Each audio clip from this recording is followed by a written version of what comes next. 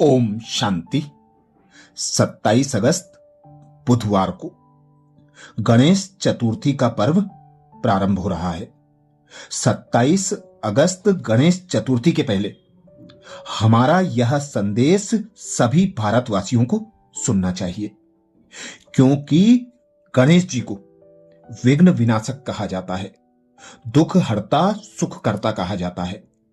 ऐसे गणेश जिनका नाम, जिनकी पूजा आराधना हर कार्य को शुरू करने से पहले की जाती है, इसीलिए उन्हें सभी गणों का नायक कहा जाता है।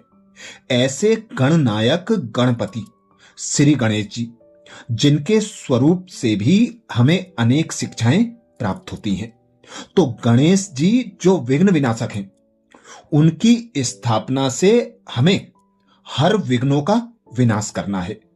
जैसा कि गणेश जी के जन्म से एक कहानी जुड़ी हुई है कि पार्वती जी ने अपने शरीर की मिट्टी से एक बच्चा बनाया और उस बच्चे को नाम दिया गणेश।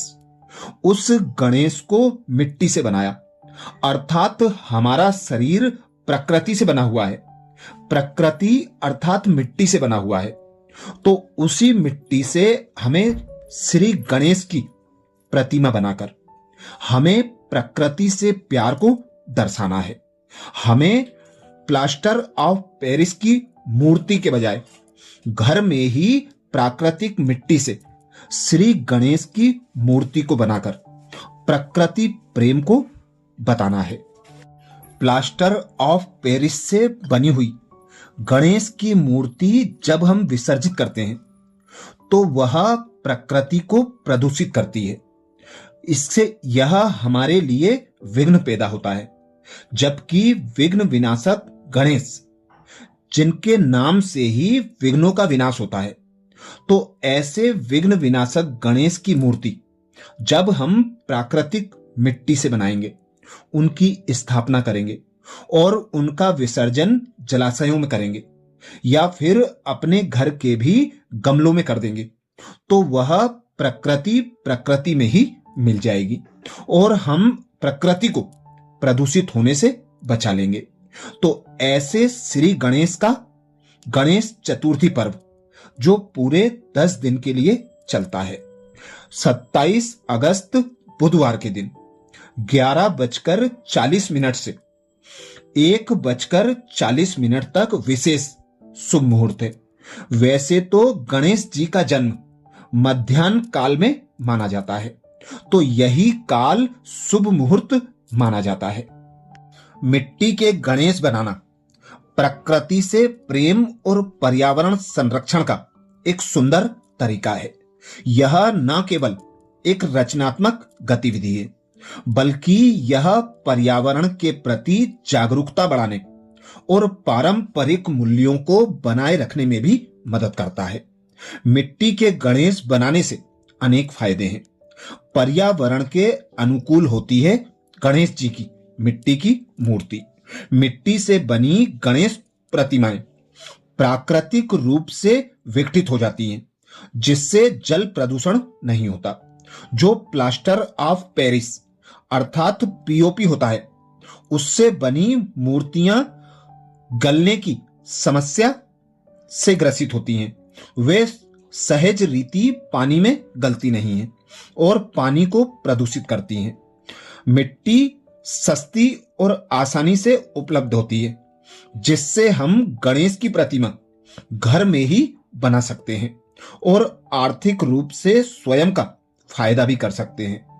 मिट्टी से गणेश बनाना एक रचनात्मक गतिविधि है जो बच्चों और वयस्कों दोनों के लिए मजेदार और फायदेमंद होगी। मिट्टी के गणेश बनाने की परंपरा सदियों से भारत में घर घर में चली आ रही है और इसे जारी रखने से हम अपनी सांस्कृतिक विरासत को संरक्षित रख सकते हैं। मिट्टी के गणेश बनाने से प्रकृति के प्रति प्रेम और सम्मान की भावना भी जागृत होती है। मिट्टी से गणेश की मूर्ति बनाना बहुत ही आसान है। शुद्ध मिट्टी लें और उसे पानी के साथ मिला लें जैसे हम आटा गूंथते हैं। अब मिट्टी से गणेश जी का शरीर बनाएं, सिर बनाएं, हाथ पैर और अन्य अंग बनाकर एक आकृति प्रदान करें। सभी अंगों को एक साथ जोड़कर गणेश जी की प्रतिमा का आकार दें। सजाने के लिए चाहे तो मूर्ति को रंगीन मिट्टी से भी बना सकते हैं। फूल और अनेक नग मोतियों से मूर्ति को सजा सकते हैं। प्राकृतिक वस्तुओं से सजाना लाभकारी होगा। हम हर वर्ष गणपति उत्सव बड़े धूमधाम से मनाते हैं। अनेक लोग गणपति की बड़ी बड़ी मूर्तियां लाते हैं, पांडालों को सजाते हैं, विभिन्न चीजों का इस्तेमाल करते हैं। लेकिन हमने कभी सोचा है कि यह चीजें प्रकृति को कितना नुकसान पहुंचा सकती हैं? क्योंकि हम सबको मालूम है कि उत्सव में गणपति मूर्ति से लेकर पांडाल तक की चीजें किन किन पदार्थों से बनी हैं। अगर नहीं मालूम हो तो समझिए, गणपति की मूर्ति पीओपी, प्लास्टर ऑफ पेरिस से बनी होती है और पांडाल की सजावट की चीजें थर्माकोल, प्लास्टिक और अन्य हानिकारक पदार्थों से बनी होती हैं, जो प्रकृति के लिए बहुत नुकसानदायक होती हैं। ऐसे में क्यों ना हम ऐसा कोई तरीका अपनाएं जिससे त्योहार भी अच्छे मन जाए और प्रकृति की भी रक्षा हो जाए। इसलिए जरूरी है कि हम प्रकृति के प्रति अपनी जिम्मेवारी को समझें, अपने त्योहार को पारंपरिक तरीके से मनाएं। हम ऐसे कदम उठाएं जिससे कि हमारी श्रद्धा और आस्था का भी मान रहे और साथ ही हमारी प्रकृति भी सुरक्षित रहे। बाजारों में भले ही आज इस गणपति उत्सव को मनाने के लिए हजारों तरीके उपलब्ध हैं, लेकिन इस त्योहार को आप आसानी से घर में मौजूद पारंपरिक चीजों से भी मना सकते हैं। यह पर्यावरण के लिए हानिकारक भी नहीं होगा। हम हर साल गणेश चतुर्थी पर एक ही गणेश की मूर्ति का प्रयोग कर सकते हैं। कौन कहता है कि गणपति उत्सव को हर साल नई मूर्ति के साथ ही मनाया जा सकता है? किसी भी त्योहार को बड़े पांडाल या फिर बड़ी बड़ी मूर्तियां बड़ा नहीं बनाती, बल्कि लोगों की श्रद्धा, उत्साह और एक दूसरे के साथ मिलजुल कर मनाने से त्योहार बड़ा बनता है।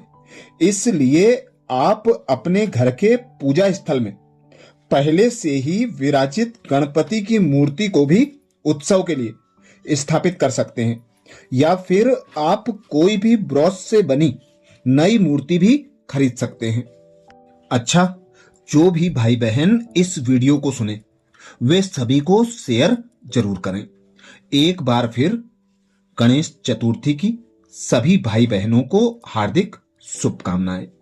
ओम शांति।